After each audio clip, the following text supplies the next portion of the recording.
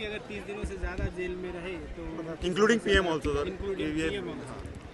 देखिए, ये जो 3 बिल लाए आज इंट्रोड्यूस होंगे, हमारी पार्टी का मानना ये है कि ये theory of separation of powers का, ड्यू प्रोसेस का, और जो जनता को ये इख्तियार है कि वो इलेक्टेड गवर्नमेंट्स को अकाउंटेबल बनाए, ये सब चीज़ें उसके ख़िलाफ़ जाता है।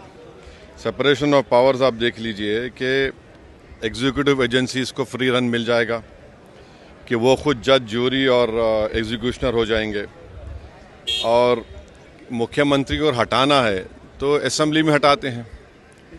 अब आप मेरे को ये बताइए कि BNSS में इतने ऐसे सेक्शंस हैं कि किसी को भी आप एक सेक्शन लगा दीजिए 5 साल के ऊपर का, तो लाजमी है वो 30 दिन के अंदर, 30 अंदर BNS में ये है कि 90 डेज तक पुलिस कस्टडी ले सकती है। तो ये मेरे ख्याल से ये 1930 का गेस्टापो मूवमेंट हम भारत में देख रहे हैं कि जिस तरह वहाँ जर्मनी, उस वक्त के जर्मनी में गेस्टापो को बनाकर एक पुलिस स्टेट बना दिया गया। अब चीफ मिनिस्टर अकाउंटेबल नहीं होगा जनता को, बल्कि चीफ मिनिस्टर अकाउंटेबल होगा इन्वेस्टिगेटिंग एजेंसीज को। हमारे देश में SI से लेकर, इंस्पेक्टर से लेकर, ACP बोलिए, DYSP बोलिए, DCP बोलिए, एडिशनल CP, CP, DGP तक कौन बनाता है इनको? रूलिंग पार्टी बनाती है।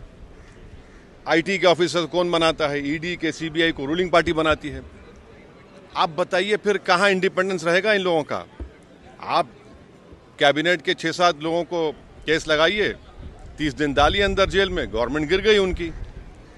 तो ये असल मकसद वो है, ये अनकॉन्स्टिट्यूशनल। अच्छा, उस बिल में ये भी है कि प्राइम मिनिस्टर को कौन अरेस्ट करेगा? प्राइम मिनिस्टर को बताइए। और प्राइम मिनिस्टर, ये उसमें उस बिल में कह रहे हैं, प्राइम मिनिस्टर के बिल में कह रहे हैं कि प्रेसिडेंट करेगा। अरे भाई, संविधान में हमने लिख दिया है कि the president will act on the aid and advice of the council of ministers. ये उसका कॉन्ट्रडिक्शन। दूसरा, गवर्नर को आप इख्तियार दे रहे हैं, गवर्नर आप अपॉइंट करते हैं।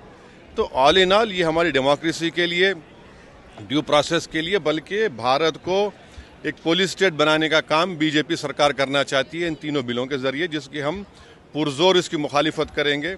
और ये अनकॉन्स्टिट्यूशनल है, ये बिल्कुल अनकॉन्स्टिट्यूशनल है। आप हर चीज़ आपके हाथ में, सेंट्रलाइज आप अपने हाथ में कर रहे हैं, माने आप पिक एंड चूज करेंगे। और बीजेपी ये भूल रही है कि कब तक सत्ता में रहेंगे आप, कभी ना कभी तो निकलेंगे ना। तो पावर इटर्नल तो थोड़ी है कि ये आपके खिलाफ भी इस्तेमाल होगा। तो इस तरह का एक कोशिश की जा रही है, हम इसकी मुखालिफत करते हैं। अब वो तो है उसमें, मगर हम तो देखिए अब क्या होता है अंदर। बीजेपी ये कह रही है कि जिस तरह से पॉलिटिक्स जो एक तरह से डर्टी हो रहा था उसको साफ, तो उसमें ये कह दीजिए ना कि अगर किसी पर आरोप लगेगा तो वो रूलिंग पार्टी ज्वाइन नहीं करेगा सेंट्रल गवर्नमेंट को। आपके पास ज्वाइन कर लो, आप आराम से बैठो। भाई, पुलिस कैसा तय करेगी? जनता तय करेगी ना, जनता तय करेगी। जनता मुझे क्यों इलेक्ट करती है कि मैं 5 साल के लिए जाऊं? और अगर मैं अकाउंटेबल हो जाऊंगा, एजेंसीज को अकाउंटेबल नहीं होगा जनता को, तो किसका नुकसान होगा इसमें? अच्छा, कहाँ है इंडिपेंडेंस, कहाँ है पुलिस का?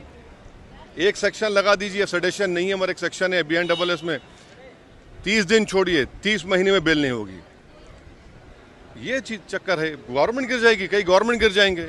तो जितने अपोजिशन पार्टीज के जो चीफ मिनिस्टर्स हैं, जो उनके पार्टीज हैं, उनको तो इसका पुरजोर मुखालिफत करना चाहिए, वरना तो फिर बारी बारी सब जने जाएंगे अंदर। सर, जन सुनवाई के दौरान दिल्ली की मुख्यमंत्री रेखा, हाँ, मैं इसका कंडेम करता हूँ। चलिए।